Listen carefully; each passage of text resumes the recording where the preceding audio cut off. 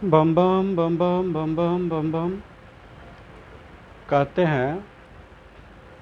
तो कुछ हमारे भाई लोग जो हैं जान पहचान के हैं, वो कहते हैं कि हमारे दिनेश भाई बम बम बम बम क्यों कहने लगे, समझ में नहीं आता है। क्योंकि हम तो पहले एक बिजनेसमैन थे और अचानक चेंजिंग हुआ। अभी भी बिजनेस मैन हैं, बिजनेस थोड़ा बहुत करते हैं, लेकिन लोगों को समझ में नहीं आता कि हम बम बम बम बम क्यों करने लगे। क्योंकि एक बिजनेसमैन का बात करेगा। तो मैं बता दूं कि चेंजिंग क्यों हुआ। क्योंकि सन 2000 में मुझे झलक आया था, जिसको मैं समझ नहीं पाया, और उस समय बहुत पूजा पाठ किए थे। उसके बाद फिर सारांश में ही छोटा रील में बता देता हूँ, क्योंकि कहानी तो बहुत लंबी हो जाएगी कि कैसे पता चला हमको। जब भी मैं भजन सुनता था या देवी का गाना वाना सुनते थे, भक्ति गाना सुनते थे, या कोई भक्ति गाना या कोई बात करने लगता था, वहाँ मुझे आँख से आंसू आने लगता था।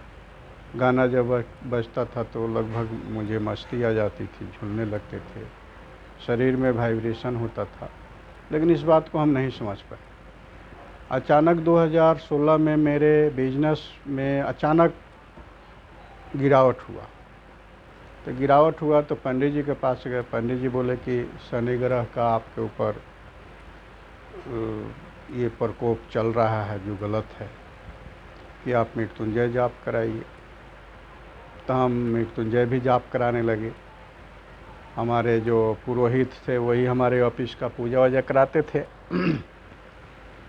उनका नाम था बीरजभूषण शास्त्री। वो जब हमारा पूजा कराए 3 बार मृत्युंजय जाप कराने के लिए पैसे ले जाते थे। एक बार आके बोले कि हमारे तो स्कूटी चोरी हो गया। उस दिन से वो भी हमारा पूजा कराना छोड़ दिए। फिर बिजनेस गिरते गया 2016 के बाद। जहाँ भी हाथ लगाए लॉस से लॉस, लॉस से लॉस, और जितना लॉस हो उतना मेरे शरीर में वाइब्रेशन है, जिसको बोल सकते हैं। जो नहीं जानता उसको भूत भी कह सकता है कि भूत खिलाता था। लेकिन किसी को पता नहीं चलता था, मुझसे पहले उठ के चल देते थे अगर झूमने की बारी आती थी। तो लॉस लॉस लॉस लॉस, एक लॉस का लास्ट सीमा हो गया, जिससे आगे मेरा सारा रास्ता बंद। कहीं से कुछ लेके अब आगे मैं किसी से भी लोन नहीं मिलने की चांस थी। 2021 में एक आदमी से और लोन लिया और फिर लगाया। उसमें थोड़ा सा चला और उसके 2022 में आके बंद हो गया। जब बंद हो गया, वो भी पैसा फंस गया, तो हम सोचे कि अब क्यों न चलते हैं नेपाल, स्मगलरी करेंगे, वहीं से कुछ लाएंगे, ले जाएंगे, जल्दी रिकवर होगा। हम क्या जाने कि बाबा हमको वहाँ किस काम के लिए ले जा रहे हैं। क्योंकि जब भी पहले भी हम काम करते थे, गलत हो सही हो, तो हम यही बोलते थे, जिसका नाथ भोलेनाथ अनाथ ना हो। कभी अनाथ नहीं हो सकता जिसका नाथ भोलेनाथ। रियली नहीं होता है। ये हमने अपने लाइफ में इसको एक्सपीरियंस कहिए, या इसको कह सकते हैं कि लाइफ से गुजरा हुआ, क्या बोलते हैं उसको, अनुभव, कि जिसका नाथ भोलेनाथ वो अनाथ नहीं हो सकता। चाहे जितना भी विपत्ति आ जाए वो आपको संभाल लेंगे। तो विपत्ति ही था 2016 के बाद से। 2022 में हम अचानक 21 से ही नेपाल आना जाना शुरू किए। तो वहाँ गए तो एक हमारे दोस्त मिले, उनके बाद दूसरा दोस्त मिले, तो वहाँ उनके पास थोड़ा अच्छा जमने लगा, आने जाने लगे। तो एक दिन, वो कृष्ण भगवान के भक्त हैं, वो एक दिन भगवान का भक्त होके अपना वो कृष्ण भगवान का कहानी कहने लगे। जब तक मेरा फिर वहीं 9 बजे रात में जो है अचानक रूप चेंज हो गया। रूप जब चेंज हुआ तो आज के डेट में वो हमारे गुरु जी हैं। उनको कोई जानता नहीं है कि वो इस लायक हैं, क्योंकि एक पारिवारिक है, गृहस्थ हैं, नौकरी पेशा वाले आदमी। तो वो बोले हाथ जोड़ के कि आप सो जाइए, सुबह हम लोग मिलेंगे। फिर सुबह आए, उनका एक भाई हैं गोपाल जी, उनको बुलाए, क्योंकि वो भी मतलब साधना करते हैं। वो आए, हमको देखे और बोले प्रणाम भैया। बोला प्रणाम, इतना ही बोले। उसके बाद फिर शुरू हो गया। वो भी हाथ जोड़ के बोले एक काम कीजिए, आप अपने घर जाइए, घर में जो नियम बताए उसके अनुसार हमने काम किया। फिर काम किए, फिर यहाँ से फिर बुलाए कि फिर अब आप मेरे पास आइए। फिर उनके पास गए, फिर उनको जो काम करना था किए। उसके बाद उन्होंने कहा कि आपका कोई अगर भला करेगा तो यही करेंगे, इनका आपको पूजा करना होगा, इसके अलावा कोई उपाय नहीं है। इससे पहले हम बहुत तांत्रिक के पास गए, बहुत पंडित जी के पास गए, तो तांत्रिक के पास जाए तो कहे कि बाप बहुत बड़का भूत है, आपको तो बहुत पैसा लगेगा भूत उतारने में। कई गो को पैसा भी दिया, भूत का उतरेगा, भूत चढ़ जाएगा, क्योंकि वो देखते ही हाथ जोड़ लेता था जब भूत उखड़ता था। तो उनके यहाँ से वो कुछ मुझे रास्ता बताए कि आप पूजा करो। तो बोला मंत्र दीजिए। बोले मंत्र देने का अधिकारी नहीं है, आपको अपने आप जो मंत्र पहले मिला है, उनको पता चल गया, जो मंत्र आपको अपने आप मिला है उसको आप जपना शुरू करो, जैसे मन हो वैसे पूजा करो, उसका कोई नियम नहीं है। फिर हमने पूजा करना शुरू किया। अचानक बहुत सा चमत्कार हुआ। कितना चमत्कार सुना है, अगले रील में धीरे धीरे आप लोगों को बताएंगे।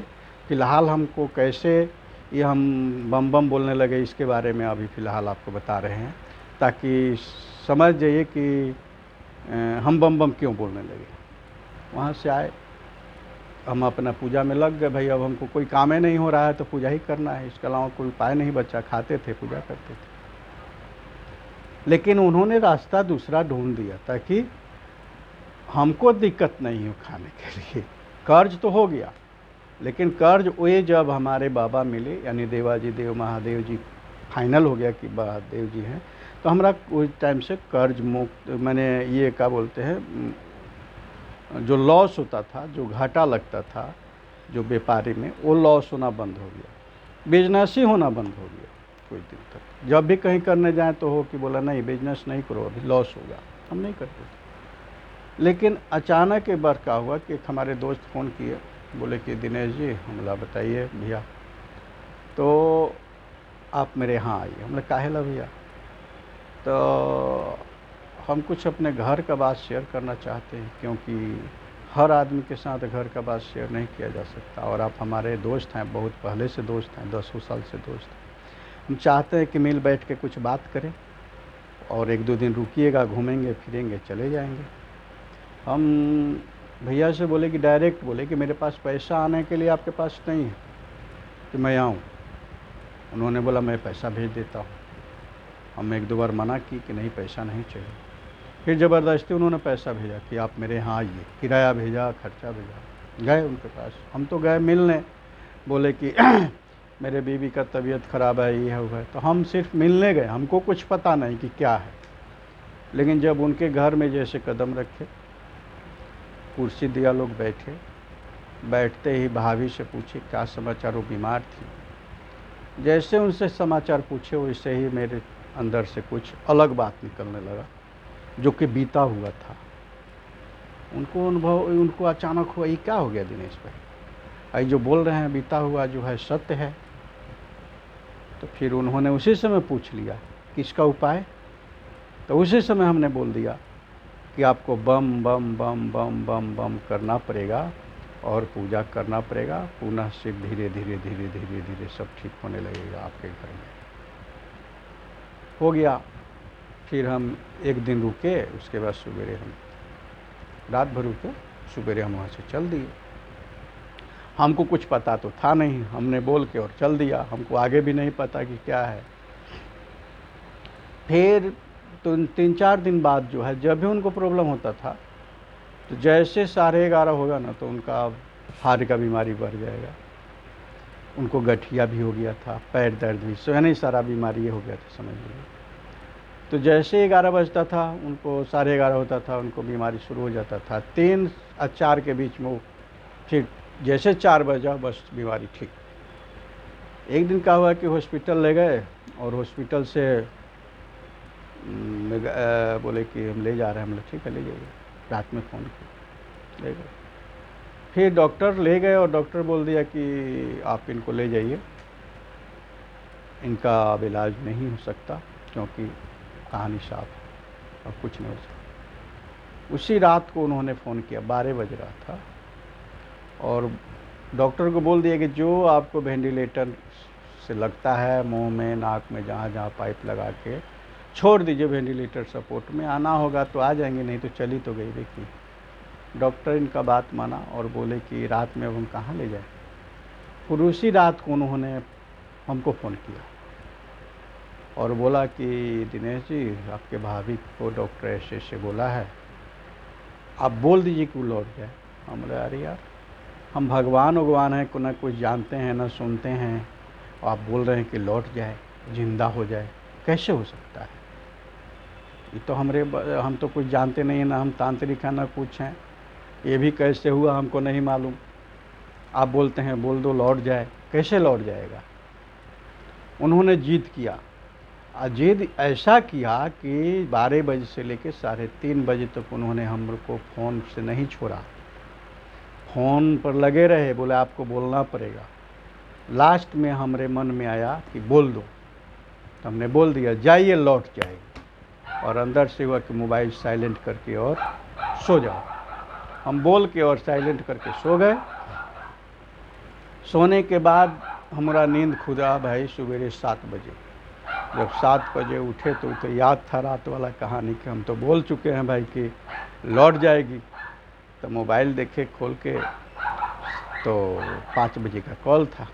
हमको लगा कि वो मर गई, लेकिन हित थे, दोस्त थे, बहुत ही फास्ट फ्रेंड में कहें, तो हमने सोचा कि जो भी हो फ़ोन लगा लेना चाहिए। तो हमने उनको फ़ोन किया। जब फ़ोन किया तो फ़ोन उठाए, बोले बम बम भैया, तो बोले बम बम, और हाल चल बते। तो बोले कि भाभी आपकी चाय पी रही है। तो मुझे अचानक खुशी मिला कि चलिए कम से कम बाबा उसको बचा लिए। उस दिन से हम लोगों को बम बम बम बम बोलने के लिए बोलने लगे, लेकिन उस समय भी हम नहीं कुछ बोलते थे लोगों को। अभी फ़िलहाल इतना बताते हैं, इसके बाद फिर आगे रील में बताएंगे।